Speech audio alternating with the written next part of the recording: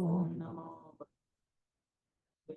नारायणं नमस्कृत्यं नरं चैव नरोत्तमं देवीं सरस्वतीं व्यासं ततो जयं मुदीरये। नष्टप्रायेषु भद्रेषु नित्यं भागवत सेवया भगवती उत्तम श्लोके भक्तिर्भवती नैष्ठिकी के कारण। श्लोक संख्या 24। सो अहंकार इति प्रोक्तो विकुर्वन् सम्भूत्रिधा वैकारिकस्तेजसश्च तामसश्चेति यद्भिदा द्रव्यशक्ति क्रियाशक्ति ज्ञानशक्ति रीति प्रभो। सो अहंकार इति प्रोक्तो विकुर्वन् सम्भूत्रिधा वैकारिकस्तेजसश्च तामसश्चेति यद्भिदा द्रव्यशक्ति क्रियाशक्ति ज्ञान शक्ति रीति प्रभो। सो अहंकार इति प्रोक्तो विकुर्वन् सम्भूत्रिधा वैकारिकस्तेजसश्च तामसश्चेति यद्विधा द्रव्यशक्ति क्रियाशक्ति ज्ञान शक्ति रीति प्रभो। अनुवाद इस प्रकार आत्म केंद्रित भौतिकतावादी अहंकार तीनों स्वरूपों में रूपांतरित होकर सतोगुण रजोगुण तथा तमोगुण बन जाता है। ये तीन स्वरूप हैं पदार्थ को विकसित करने वाली शक्तियां, भौतिक सृष्टियों का ज्ञान तथा ऐसी भौतिकतावादी क्रियाओं का मार्गदर्शन करने वाली बुद्धि। हे नारद, तुम इसे समझने के लिए पूर्ण सक्षम हो। ओम ज्ञानम तिमिरन्धस्य ज्ञानाञ्जनशलाकया चक्षुरुन्मीलितं येन तस्मै श्रीगुरुवे नमः। श्री चैतन्य मनोविष्णु स्थापितं येन भूतले स्वयं ददाति स्वपदान्तिकं। वन्देऽहं श्रीगुरु श्रीयुतामनगमनं श्रीगुरुं वैष्णवांश्च श्रीरूपं साग्रजातं सगना रघुनाथान्वितं तं सजीवं साद्वैतं सावधूतं परिजनसहितं कृष्ण चैतन्यदेवं श्रीराधा कृष्णपदान् सैगन ललिता श्रीविशाखान्वितांश्च। हे कृष्ण करुणा सिंधु दीनबंधु जगतपते गोपेश गोपीकांत श्री राधा कांत नमस्तुते। भक्तकांचन गौरंगी राधे वृंदावनेश्वरी वृषभानुसुते देवी प्रणमामि हरिप्रिये। वाञ्छाकल्पतरुभ्यश्च कृपा सिन्धुभ्यैव च पतितानां पावनेभ्यो वैष्णवेभ्यो नमो नमः। जय श्री कृष्ण चैतन्य प्रभु नित्यानंदा श्री अद्वैत गदाधर शिवासादि गौर भक्तवृंदा। हरे कृष्णा कृष्णा कृष्णा हरे हरे, हरे राम राम राम हरे हरे। हरे कृष्णा कृष्णा कृष्णा हरे हरे, हरे राम राम राम हरे हरे। हरे कृष्णा कृष्णा कृष्णा हरे हरे, हरे राम राम राम हरे हरे। गुरुवे गौरचंद्राय राधिकाय तदालये कृष्णाय कृष्ण भक्ताय मद्भक्ताय नमो नमः। हरे कृष्ण। सभी भक्तों का हार्दिक अभिनंदन है, स्वागत है। गुरु वैष्णव की दया से जो कुछ कहें कृपा करके ध्यान से श्रवण कीजिए। तात्पर्य चन्नी वंदनी प्रातः स्मरणीय जगतगुरु श्रील प्रभुपाद जी द्वारा श्रील प्रभुपाद की जय। कल हम चर्चा कर रहे थे कि हम भगवान की अनुभूति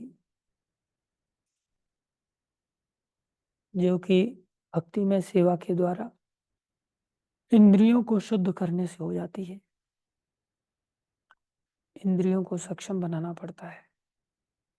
संसार में भी ऐसा देखा जाता है, डॉक्टर लोग एक्सरे को बहुत जल्दी देख करके समझ जाते हैं और उन्हीं आंखों से हम उस एक्सरे को देख करके नहीं समझ पाते। तो आंखों में तो कोई अंतर है नहीं, देखा जाए तो उनको भी जो हम संसार को देखते हैं वैसा ही डॉक्टर को भी संसार दिखता है, लेकिन डॉक्टर को थोड़ा सा और हटके भी दिखाई देता है, वो डॉक्टरी वाले हिसाब किताब से देखता है, क्योंकि उसने पढ़ाई करके अपनी आंखों को ऐसा बनाया है।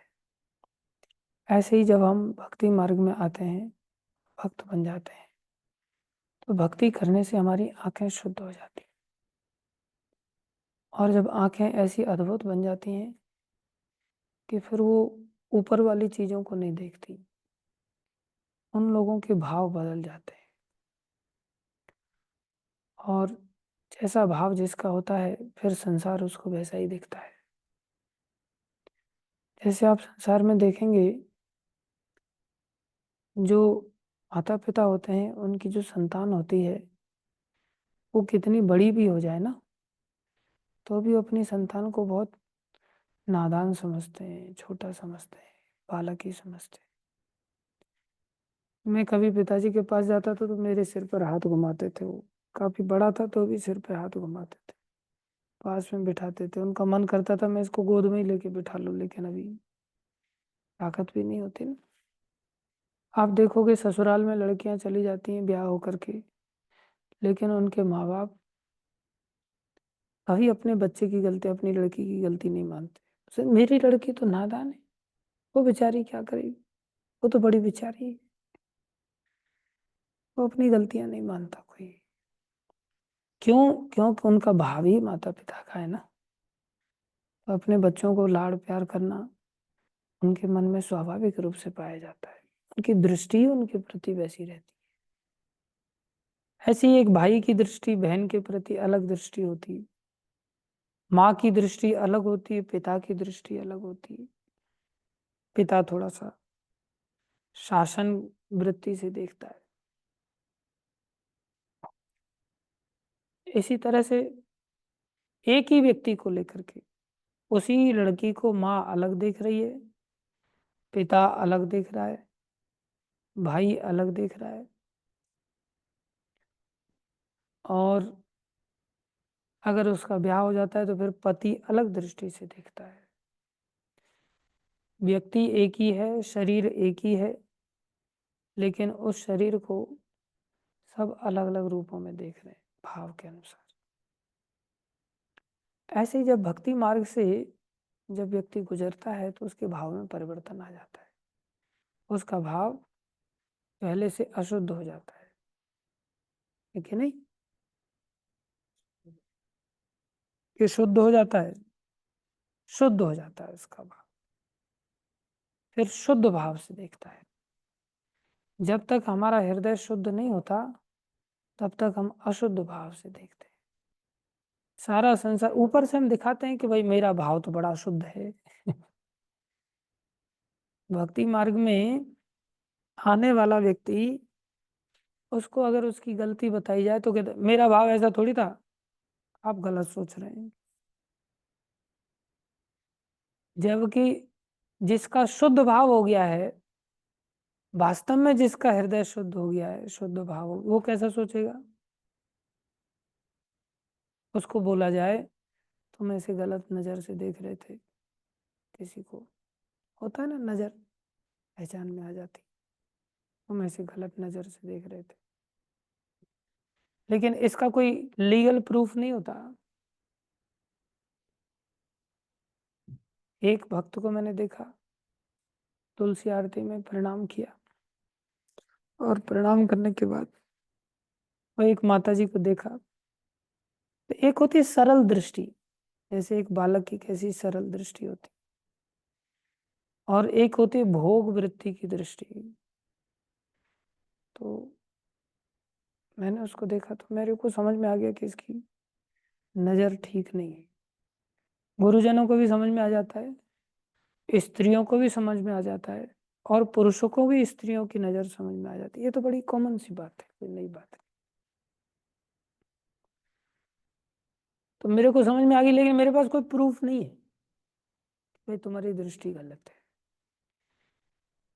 मैं कागजी तौर पर या किसी उसका वीडियो रिकॉर्डिंग करके भी नहीं कह सकता कि तुम्हारी नजर गलत है। और वो व्यक्ति कहे कि नहीं मेरा भाव सही है, मेरी तो नजर बढ़िया है, तो आप उसकी नजर को गलत कह पाओगे? हाँ, नहीं कह सकते ना, कोई प्रूफ नहीं है, कोई प्रमाण नहीं है। हर चीज को भौतिक उससे एनालाइज नहीं किया जा सकता, भावना के द्वारा बहुत सारी चीजें एनालाइज्ड हो जाती हैं, लेकिन फिर भी वो छुपती नहीं है। कहीं ना कहीं वो ऐसा गड़बड़ करेगा, वो क्रिया में आएगी ना, भाव तो बाहर झलकेगा, जब क्रिया में आएगा तब पता चलेगा ओ, एक चावल कच्चा है मतलब पूरी खिचड़ी कच्ची है, और एक चावल पक गया मतलब पूरी खिचड़ी पक गई। बड़ा सरल होता है। तो ऐसी किसी व्यक्ति का वास्तव में शुद्ध भाव है,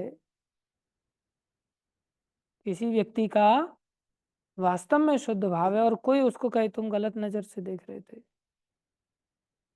उसका रिप्लाई क्या होगा? हाँ मैं गलत नजर से देख रहा था। वो बिना गलती के भी गलती स्वीकार कर लेता है, उसको कहना नहीं पड़ता कि मेरा तो शुद्ध भाव है साहब, उसको कहना नहीं पड़ेगा किसी भी चीज के लिए। शुद्ध होते ही बिना गलती के भी गलती स्वीकार कर लेता है, और जब तक शुद्ध नहीं है गलती होते हुए भी गलती स्वीकार नहीं करता। अब कोई कहे फिर तो बेचारा पिस जाएगा वो,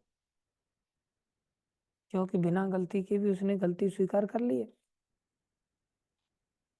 और फिर उसे पनिश किया जा सकता है। ऐसी स्थिति में पनिश किया जा सकता है, लेकिन आखिर में ऊपर भगवान है। वो पनिशमेंट भी हो सकता है किसी पिछले गलती के कारण उसको मिल रहा हो, लेकिन भगवान उसकी रक्षा करते हैं, और सच्चाई भी सामने आ जाती है। जैसे बुराई भी सामने आ जाती है, ऐसे ही सच्चाई भी सामने आ जाती है, और फिर उसका यश सारे संसार में फैल जाता है। जैसे जीसस थे, उन्होंने कोई गलती थोड़ी की थी, लेकिन उनको क्रूसीफाई किया गया, बिना गलती के जबरदस्ती गलती थोप दी गई, और उनको क्रूसीफाई होना पड़ा, और वो हो भी गए सहजता से, हाँ ठीक है जो जो बोलो कर लेते। और परिणाम क्या हुआ? उनका यश सारे संसार में एकदम से फैल गया, एकदम से। जैसे हरिदास ठाकुर थे, उनको 22 बाजारों में मारा गया, लेकिन सारे संसार में उनका यश फैल गया, और मरे नहीं। क्यों नहीं मरे? भगवान देख रहे हैं ऊपर, सारे कोड़े भगवान ने अपने ऊपर ले लिए। चैतन्य महाप्रभु, महाप्रकाश लीला में महाप्रभु ने इस बात को प्रकाशित किया। तो भगवान भी तो है, और अगर हमें कोई दंड मिल भी रहा है तो हमारे शुद्धिकरण करने के लिए भगवान कृपा करके दे। इसलिए शुद्ध भाव वाले व्यक्ति को ऐसा सौभाग्य प्राप्त होता है, और आखिर में उसका मंगल होता है, फंसता नहीं। तो ऐसा कैसे शुद्ध भाव आएगा? बोले भक्ति करने से। क्या करने से? प्रभुपाद जी यहाँ लिख रहे हैं, पूर्ण पुरुषोत्तम भगवान की अनुभूति प्राप्त करने के लिए मनुष्य को भक्तिमय सेवा द्वारा, सेवा तो करनी पड़ेगी लेकिन भक्तिमय सेवा करनी पड़ेगी। अभी कितने सारे पुजारी लोग सेवा करते हैं, लेकिन क्या सारे पुजारी भक्तिमय सेवा करते हैं? नोटमय होकर के सेवा करते हैं, या जो भोग वस्तु कोई व्यक्ति चढ़ा रहा है, वो चढ़ावे में क्या प्रसाद भोग लेकर के उसको दृष्टि में रख करके सेवा कर, और उसमें से फिर साइड में निकाल करके अपना हिस्सा रख लेते हैं। जगन्नाथ मंदिर में, ये वहाँ जगन्नाथ घाट पर वृंदावन में एक मंदिर है, बहुत पुराना मंदिर है, साक्षात जगन्नाथ जी हैं जो जगन्नाथपुरी से आए हैं वहाँ। बड़ी सुंदर लीला है उनकी वहाँ। बड़े बड़े चमत्कार भी हुए हैं उनके वहाँ। वहाँ एक पुजारी जो कई सालों से बड़ी बड़ी उसकी दाढ़ी नीचे, और वहाँ हमारे गुरुजी भी गए तो काफी सेवाएं रहती थी, तो गुरुजी ने भी एक शिष्य को बोला कि भाई तुम भी यहाँ सेवा किया करो। तो दूसरा शिष्य उनका असिस्टेंट पुजारी बन गया। मेन पुजारी पहले से था, कई सालों से था, काफी एकदम विशाल शरीर उसका, अच्छा खासा। और जगन्नाथ के पंडित वैसे भी हट्टे कट्टे होते ही, हट्टा कट्टा उसका शरीर, और भगवान की सेवा करता था वो, और सब बड़ी अच्छी तरह से सेवा, एकदम से पूरा एकदम भगवान का। हम लोग तो ऐसे हाथ करके ऐसे ऐसे केवल पंजा ही घुमाते रहते, वो एकदम हाथ आगे करके ऐसे ऐसे ऐसे ऐसे आरती करता। बाहर निकल के गरुड़ स्तंभ था, वहां भी जाकर के आरती करना, फिर भोग लेकर के जाना, फिर वहां भी थाली वगैरह भगवान को भोग लगा।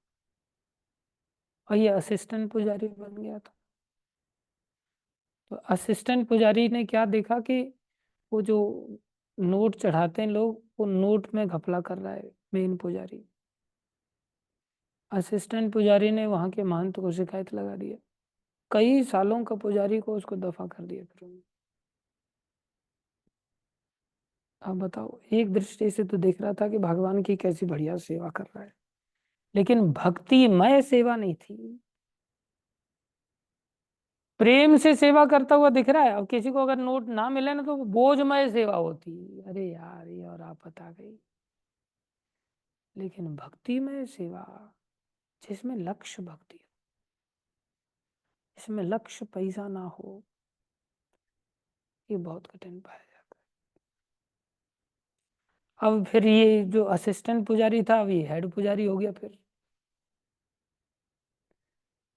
हेड पुजारी हो गया, तो हेड पुजारी जी वहां रहते रहते रहते रहते थोड़े समय के बाद इतने हेड हो गए कि अब गुरुजी की भी ना सुने।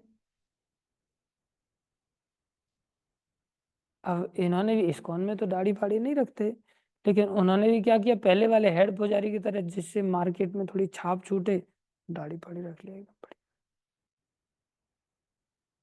एक लड़का था हरिद्वार में, तो उसको सेवा लगा दिया था हमारे सीनियर गुरु भाई ने, एक जमीन के लिए तो सेवा लगा दिया।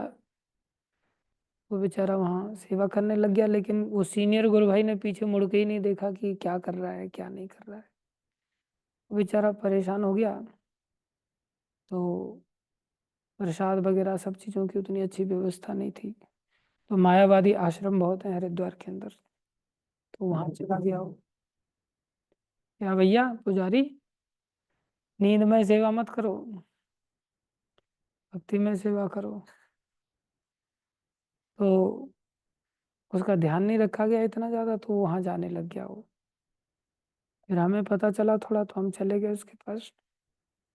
अमृतसर का था वो।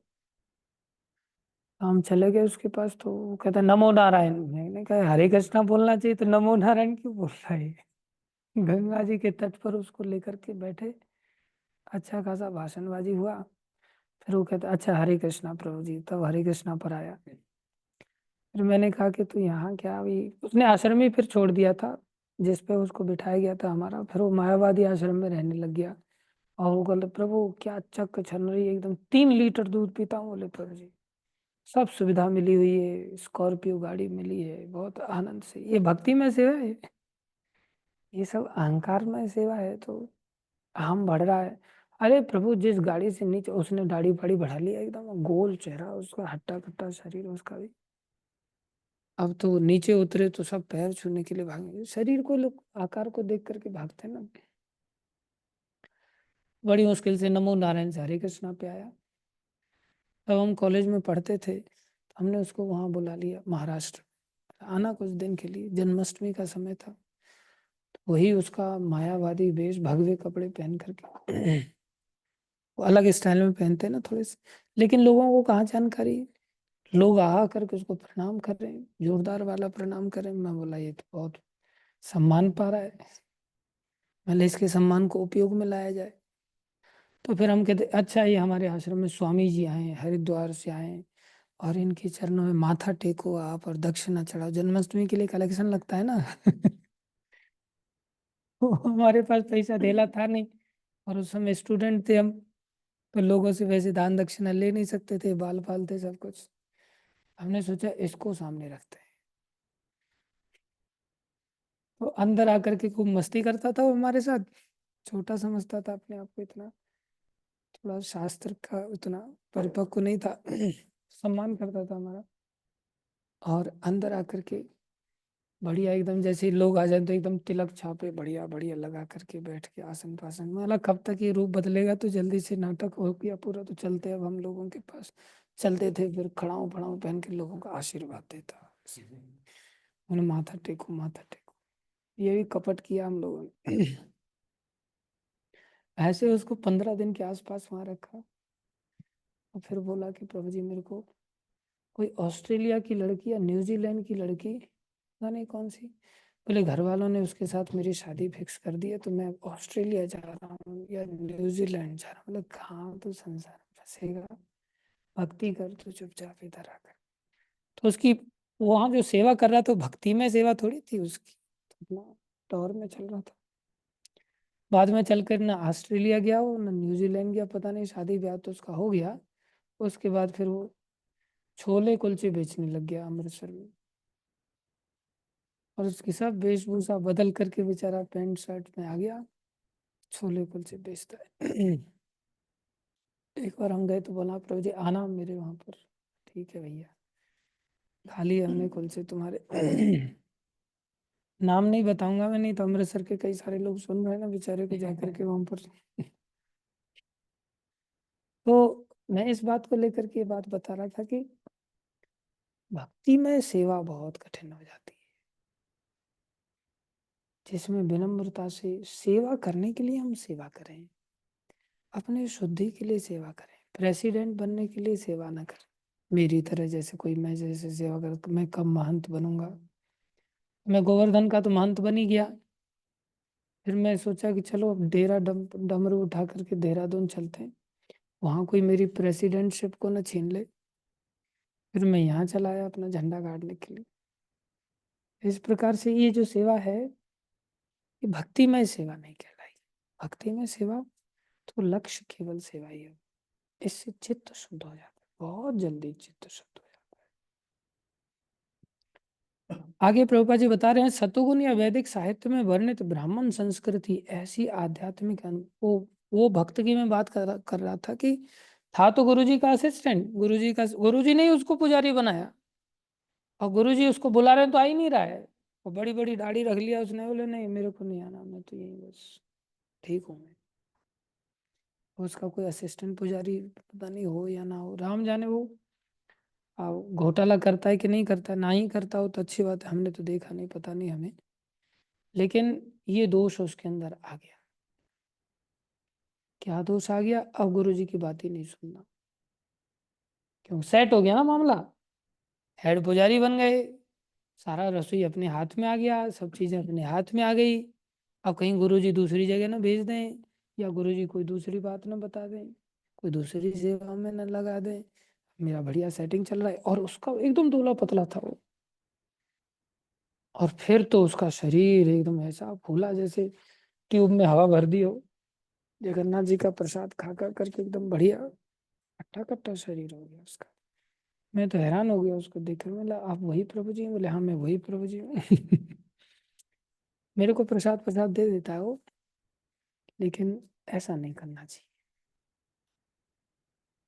सतोगुण या वैदिक साहित्य में वर्णित ब्राह्मण संस्कृति, ब्राह्मण बनना सतोगुण या वैदिक साहित्य ऐसी आध्यात्मिक अनुभूति कराने में सहायक होता है। इस तरह बद्धजीव की ज्ञान शक्ति अवस्था अन्य दो अवस्थाओं द्रव्य शक्ति तथा क्रिया शक्ति से अच्छी है। ज्ञान शक्ति की जो अवस्था है ना, ये बड़ी जरूरी है। आज सारा संसार द्रव्य शक्ति के पीछे भाग रहा है कि भाई मेरे पास इतनी संपत्ति है, मेरे पास इतना धन है, सोना है, गाड़ी है, घोड़ा है, मकान है, यहाँ भी फ्लैट, वहां भी फ्लैट, यहाँ भी प्लॉट, वहां भी प्लॉट, मेरे पास इतना सब। प्रभुपाद जी के पास क्या था? कुछ भी नहीं। एक छोटा सा कमरा बेचारे राधा दामोदर मंदिर में, वही मंदिर की ओर से दिया गया था, उसी में रहते थे, बहुत छोटा सा कमरा। पर्सनल बाथरूम भी नहीं था, अटैच बाथरूम भी नहीं था। रोज सुबह 3 बजे उठ करके यमुना जी में स्नान करने के लिए जाते थे, सर्दी हो गर्मी हो स्नान करने जाते थे। खुद ही सब्जियां मार्केट से लेकर के आना, दिन में एक बार खुद ही कुकिंग करना, क्या था उनके पास। आजकल तो छोटे छोटे लोगों के घरों में भी मेड आती, तो कौन कुकिंग, मेड कुकिंग करेगी। और आजकल मेडों की क्या हालत है। गाजियाबाद का केस आप लोगों ने देखा होगा, आटे को गूंदने के लिए उसने यूरिन ही मिला दिया। घर के लोगों की तबीयत खराब होने लग गई, तो वो सोच रहे तबीयत खराब क्यों हो रही है, और खा लो मेड के हाथ से बना बना कर। लोग इतने आलसी हैं, सब अपने अहंकार में डूबे रहते, चूर रहते, मेरे पास इतना पैसा है, इतना बैंक बैलेंस है, इतना फ्लैट है करोड़ का, मैं यहाँ तो अपने हाथ से काम कर ही नहीं सकता, मेरे को तो मेड लगेगी। और मेड कितना बढ़िया आटा खिला रही है, रोटी खिला रही है।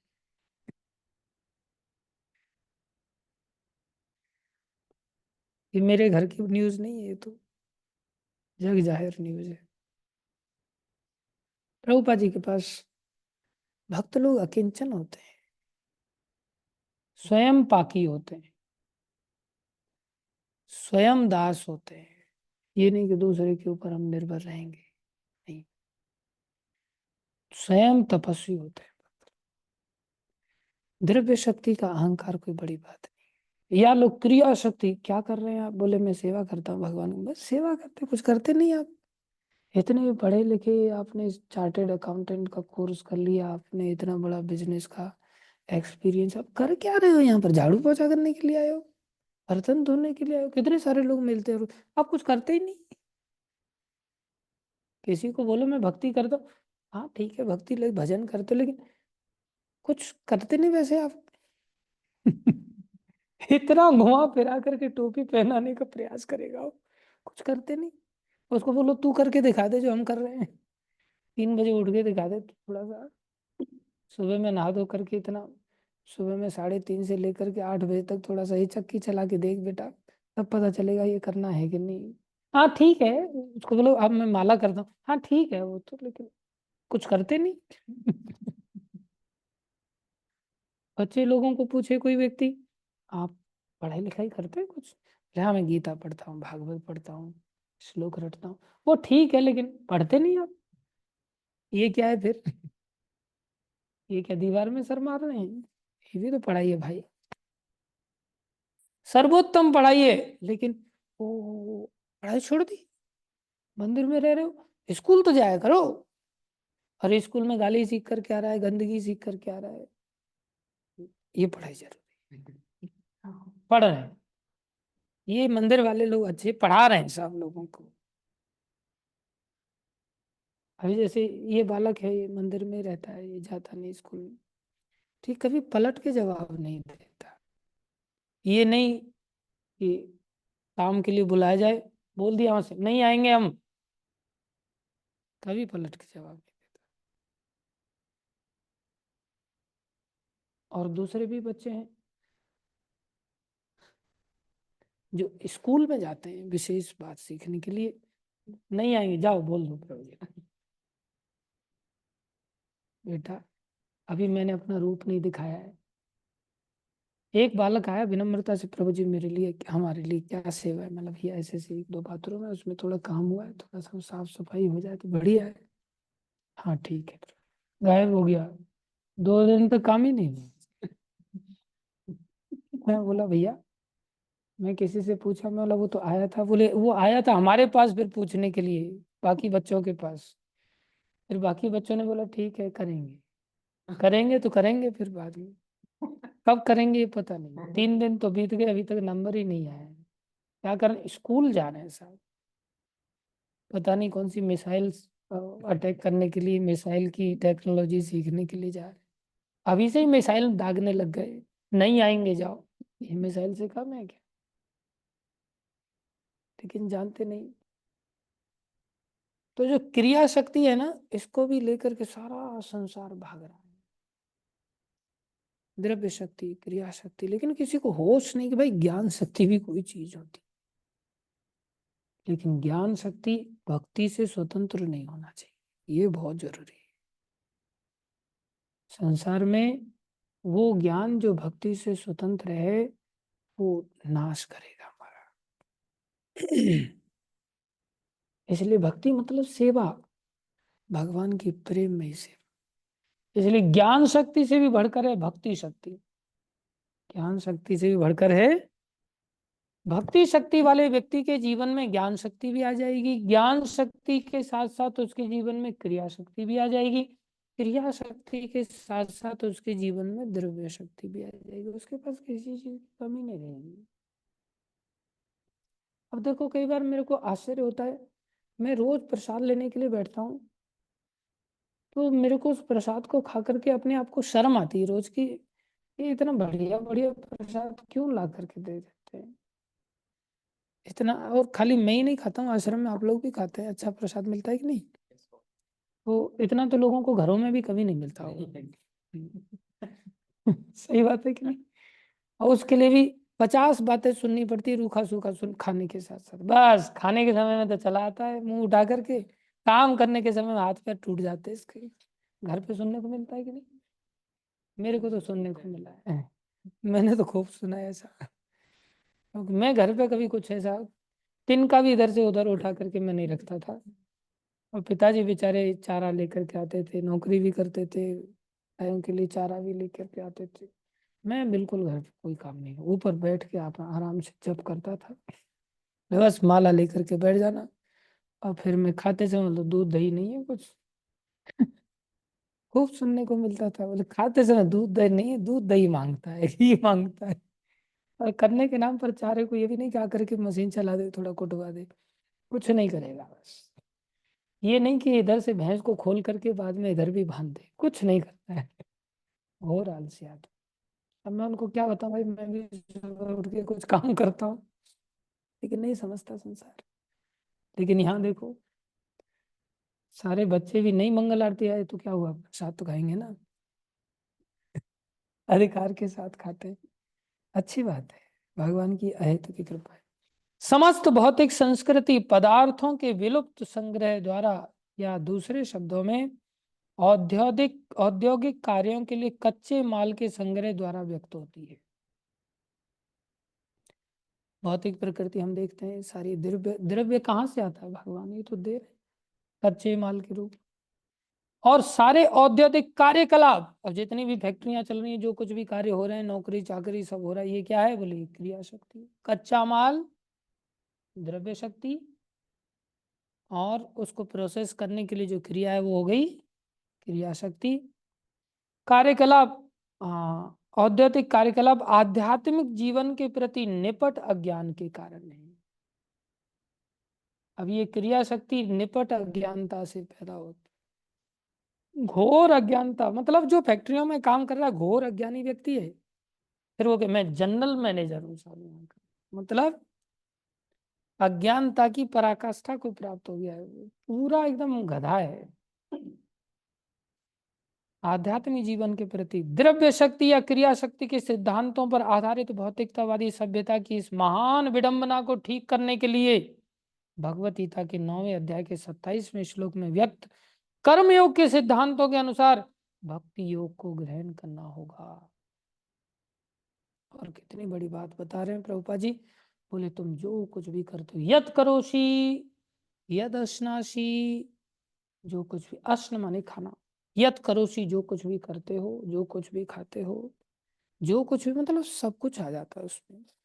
यत जो होशी, आप जो कुछ भी यज्ञ करते हो, ददासी यत, जो कुछ भी किसी को दान देते हो, यत तपस्यासी कौन थे, जो कुछ भी तपस्या वॉलेंट्री कुछ कष्ट उठाते हो, तत्कुरुष मद अर्पणम, सब मेरे लिए, सब मेरे लिए। कौन करता?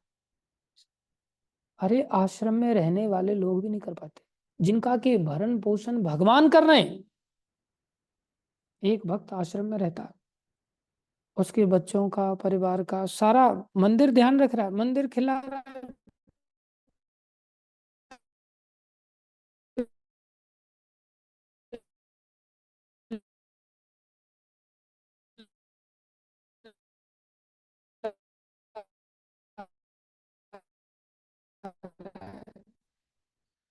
उसके बावजूद उसको किसी ने ऑफिस दे देंगे, तुम हमारे यहाँ 11 बजे थोड़ा सा लोगों को हैंडल करना, तो मेरी सारी सेवाएं खत्म हो जाती हैं, 11 से 6 में ही कर लूँ। बोला ठीक है, लेकिन तुम पैसे का करेगा क्या? मंदिर सब चीजें दे ही रहा है, तुम मंदिर में रह ही रहे हो, तो तुम पैसे क्या करोगे? क्या क्या जरूरत है तुमको नौकरी चाकरी करनी? जब 11 से 6 बैठने की तुम्हारे अंदर ताकत है, तो मंदिर में बैठ जाओ 11 से 6। जो कोई भी लोग आ रहे हैं, उनको थोड़ा सा मंदिर के बारे में 2 शब्द बताओ, या मंदिर में बैठ करके कोई भी आ रहा है उसको खाली प्रसाद पकड़ा दो, बेचारा प्रसाद लेकर के जाएगा, कितना अच्छा लगेगा। उसको कार्ड दे दो, उसको थोड़ा बोलो कि भाई आप कथा सुना करो, आप माला पकड़ा दो बैठ करके। ध्यान रखो कोई उल्टा सीधा व्यक्ति मंदिर में ना आ जाए। मंदिर जब सारी चीजें तुम्हें दे रहा है, तो तुम्हें ऐसा करना चाहिए। लेकिन वो यहाँ नहीं करने के लिए तैयार है। नींद लेगा, गायब हो जाएगा, लोगों के साथ गप्पे मारेगा, लेकिन वहां 11 से 6 ड्यूटी निभाने के लिए तैयार है। तो 11 से 6 में बैठ, मतलब पैसे का करेगा क्या? बोले मेरे भी कुछ पर्सनल खर्चे होते हैं। मतलब अगर पैसा सारा मंदिर में दे दे, नौकरी करके अगर सारा मंदिर में पैसा दे दे, तो फिर बता। बोले नहीं, सारा तो नहीं दे, सारा तो मतलब फिर संसारी व्यक्ति को गृहस्थ जीवन में कम से कम 50% तो देना ही होता है। जो मंदिर में नहीं रह रहा है, बाहर घर गृहस्थी संभाल रहा है, गृहस्थ अपने आप को कहता है, या तो गृह मेधी कहे वो, अगर गृहस्थ बोल रहा है अपने आप को, तो उसको 50% मिनिमम क्राइटेरिया देना चाहिए। बोला चल ठीक है, वैसे तो तुम्हारे खर्चे पानी सब मंदिर ही दे रहा है, फिर भी तो 50% देगा क्या? बोले 50 तो नहीं, 2100 रुपये दे दूँ। कितने? 2100। जैसे बहुत बड़ा उपकार कर रहा है, 2100 रुपया देगा। मानसिक स्थिति देखो कितनी गई गुजरी, कितनी गई। फिर भगवान कहीं ऐसा कोई ख्याल रखेंगे? हाँ, जो संसार में सड़ रहा है बिल्कुल ही, जिसको भगवान से लेना नहीं, उससे तो अच्छा है। लेकिन जो मंदिर में रहते हुए भी, ऐसे वातावरण में रहते हुए भी भक्ति में सेवा में अपने आप को ना लगा पाए, तद कुरुषु मद अर्पणम, भगवान कह रहे हैं तुम जो कुछ भी खा रहे हो, कमा रहे हो, जो कुछ भी सब मेरे लिए करो। लेकिन वो व्यक्ति क्या कह रहा है? 21। और आगे बढ़ेगा तो दूंगा, और कुछ अगर उसमें से मेरे काम करने से कुछ कमीशन अगर मिल जाएगा ना, तो उसको भी प्रयास करूंगा देने का, वैसे नहीं दूंगा। अब हमें ऐसा लग रहा है कि चलो भाई, मंदिर में रहने वाले व्यक्ति को तो फिर ऐसा नहीं करना चाहिए, और हम तो मंदिर में रहते नहीं, तो हमें तो कोई दिक्कत नहीं। अरे बाहर भी हम जो खा रहे हैं, सांस ले रहे हैं, पानी पी रहे हैं, क्या बाहर भगवान के अतिरिक्त कोई और दे रहा है इन सब चीजों को? बाहर रहने वाले लोग कितना अपने आप को सोच रहे होंगे, "हाँ, हम ऐसे नहीं है, हम तो बहुत बढ़िया आदमी हैं, हम तो कुछ ऐसा दिक्कत है ही नहीं, क्योंकि हम तो मंदिर का थोड़ी खा रहे हैं।" अरे खाने के लिए जो दांत दिए ना, वो भी भगवान नहीं दिए चबाने के लिए। जिन दांतों से तुम रोटी तोड़ रहे हो, वो दांत भी भगवान नहीं दिए। जो आंखें तुम देख देख करके खा रहे हो कि हाँ भाई दही मिल रही है, दाल मिल रही है, वो दाल में कीड़ा मिल रहा है, क्या मिल रहा है, वो आंखों से ही दिखाई दे रहा है कि कीड़े नहीं पड़े अभी तक, चलो खा सकते हैं इसको। आदमी सोच नहीं ना, मैं तो चश्मे से देख लूंगा भाई, मेरे पास तो चश्मा है बढ़िया। जैसे हमारे कल के अवतार जी ने गोल चश्मा पहना हुआ है, उनके साथ में राहुल प्रभु बैठे, उन्होंने भी चश्मा पहना हुआ है। चश्मा पहन करके आदमी बहुत स्टाइल मारता है। सोचता है तो मेरे को सब दिखाई दे रहा है, देखो स्टाइल मारा उसने एकदम पकड़ करके ऐसे, बदमाश। तो संसार में व्यक्ति सोचता मैं तो चश्मे से देख लूं, अरे आंखों की रोशनी जब चली जाएगी तो क्या दिखाई देगा? सब कुछ भगवान हमें दिखा रहे हैं, भगवान ही अंदर पचा भी रहे हैं, अन्यथा पेट से बाहर ही नहीं निकलेगा तो डालोगे कैसे?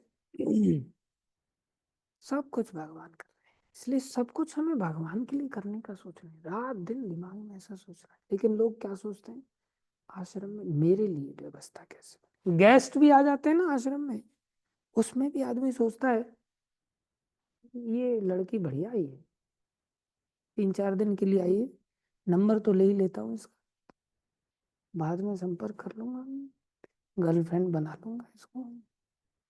तो बड़ा गेस्ट रिसेप्शन करेगा, बहुत ध्यान रखेगा। माता जी प्रसाद लिया आपने?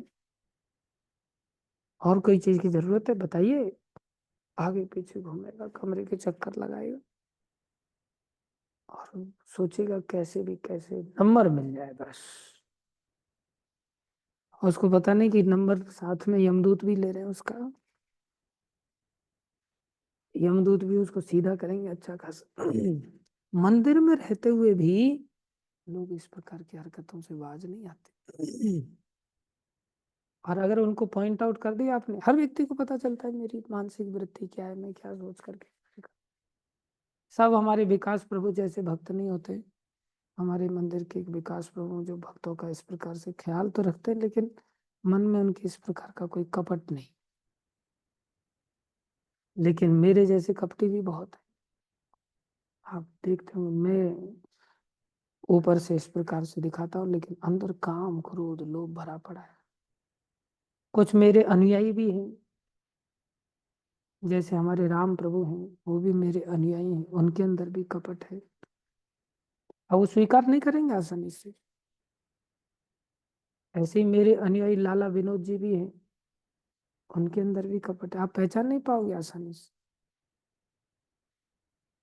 और भी भक्त लोग हैं, हम सबका नाम नहीं ले सकता, नहीं तो उन लोगों को बेचारे आश्रम छोड़ छोड़ के भाग जाएंगे।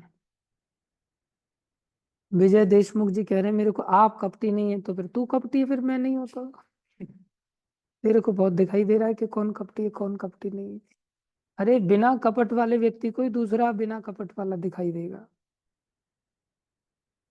इसलिए हम सब कपटी हैं, कम या ज्यादा मात्रा में। प्रभुपाद जी कहते हैं कोई हीरा चोर है तो कोई खीरा चोर है, लेकिन चोर सभी है संसार में। छोटे चोर हैं या बड़े चोर हैं, ये कपट जा सकता है हमारा कब? जब हम भगवान के लिए करने लग जाए बस। रात दिन सोचे मैं कृष्ण के लिए क्या कर। अभी कोई व्यक्ति बोल दे हमें कि भाई आप एक काम करो, करेले की सब्जी बनिए, भोग लगा दो भगवान को, तू ही लगा लेना। भोग लगाना कितना कठिन हो जाएगा उसको, करेला खाने को मिलेगा नहीं, और खाने को मिलेगा तो खाता नहीं खुद। और जैसे ही उसको दून बर्फी का डब्बा ला के दे दिया जाए ना, मैं लगाता हूँ ना भोग। मैं लगाता हूँ भोग, दोनों ही स्थिति में भोग लगा रहा है। लेकिन पहले करेले का भोग नहीं लगाएगा, लेकिन दून बर्फी का डब्बा पूरा बराबर भोग लगा दे। ये दर्शा रहा है कि भगवान को भोग लगाने के लिए भोग लगा रहा है वो, या फिर जगन्नाथ। ऐसा मत किया कर तू, हाँ। मैं जानता हूँ तू दून बर्फी को भोग नहीं लगाता, करेले की सब्जी का भोग लगाता है तुम। अच्छी बात है। तो भगवान कह रहे हैं यहाँ तत्कुरुष मद अर्पणम, हे कुंती पुत्र तुम जो कुछ भी करो, जो कुछ भी खाओ, जो कुछ भी अर्पित करो और दान दो, तथा जो भी तपस्या करो सब मुझे भेंट के रूप में दी जाए बस। फिर जीवन सफल है, नहीं तो भैया जीवन विफल है। धन्यवाद सभी का। भागवत महापुराण की जय, श्री प्रभुपाद की जय, श्री गुरु महाराज की जय, अनंत कोटि वैष्णव वृंद की जय, आप सब भक्तों की जय। महाबाहु प्रभु की जय हो। बहुत दिन भाई दर्शन दे रहे तुम, आज तुमने वीडियो चालू किया है और जुड़ा भी है, धन्यवाद तुम्हारा। रोज थोड़ा दर्शन दे दिया कर, जिससे मेरी भक्ति बढ़े थोड़ी। ठीक है। हरे कृष्णा प्रभु जी, दंडवत प्रणाम। हरे कृष्णा, धन्यवाद। प्रभु जी वो थोड़ा बिजी था इसलिए मैं आ नहीं पाया, नहीं तो मैं मिस करता हूँ आपका लेक्चर प्रभु जी। मेरे को बोल दिया कर, मैं आ जाया करूंगा तेरे पास। नहीं मैं तो नहीं फ्री बैठा आप, रहता हूँ। जी प्रभु जी आप तो कभी भी आइए, आप मोस्ट वेलकम। चलो, लेकिन तुम दर्शन नहीं अभी देगा, बिजी रहेगा तुम। अभी प्रभु जी रथ यात्रा पे आइए अमृतसर, कथा में महाराज जी। हाँ यार, तेरी संगति में मैं भी थोड़ा बिजी हो गया हूँ अभी इधर। नहीं नहीं चलो देखते हैं जैसा भी होगा। जी प्रभु जी, दंडवत प्रणाम प्रभु जी। हरे कृष्णा, धन्यवाद। हरे जप करो हमेशा। ध्रुव प्रभु की विजय हो। ध्रुव महाराज, बहुत दिनों बाद दर्शन हो रहे हैं आपके। अपने अनम्यूट करके बताइए क्या कारण है। हरे कृष्णा प्रभु जी, दंडवत प्रणाम। हरे कृष्णा। मैं इस समय वाइफ की जो सेवा रहती है उसमें हम्म, बहुत बिजी रहता हूँ, तो खाली सुनता हूँ। अच्छी अभी बात। खुला था और सेवा खत्म हो गई थी, मैं इसको बाहर ले जाने के लिए था, इसलिए अभी इसका जी, तो इसलिए जा रहा था बाहर, तो मैंने कहा थोड़ा खुला हुआ है, तो मैंने कहा दूर बैठ जाता हूँ मैं थोड़ा सा। चलो अच्छी बात है, अच्छी बात है। तो इसलिए मैं सुबह उठता तो मैं बिल्कुल उसी पे 3:30 बजे के लगभग पे, पर इसी जय। के बिजी हो जाता हूँ तो वीडियो ऑन नहीं कर पाता हूँ, कुछ दिन क्योंकि पहले 2-4 दिन पहले मैं आपका स्मरण कर रहा था और मैं सोच रहा था कि मैं आपके पास आऊं, क्योंकि आपके दर्शन नहीं हो रहे थे काफी समय से। तो मन में ऐसा विचार आ रहा था कि जाऊं मैं ध्रुव जी के पास। आप कभी भी आइएगा, आइए, आपका हार्दिक स्वागत है। और धन्यवाद आपका। मैं शायद दो से मिनट मुझे दो ये मिनट के सेवा लिए दी है थोड़ा तो दर्शन दे दिया कीजिए, वीडियो चालू 2 मिनट के लिए कर लिया कीजिए तो अच्छा लगता है। धन्यवाद प्रभु जी, जरूर करूँ, जरूर प्रभु जी। धन्यवाद। सभी भक्तों से मेरा निवेदन है, सब थोड़ा वीडियो चालू करके बैठा करें, अच्छा लगता है आप सबको देख करके। हरे कृष्णा। हरे कृष्ण, धन्यवाद। प्रणाम सभी भक्तों को। शरद प्रभु धन्यवाद आपका वीडियो चालू करने के लिए। हरे कृष्णा।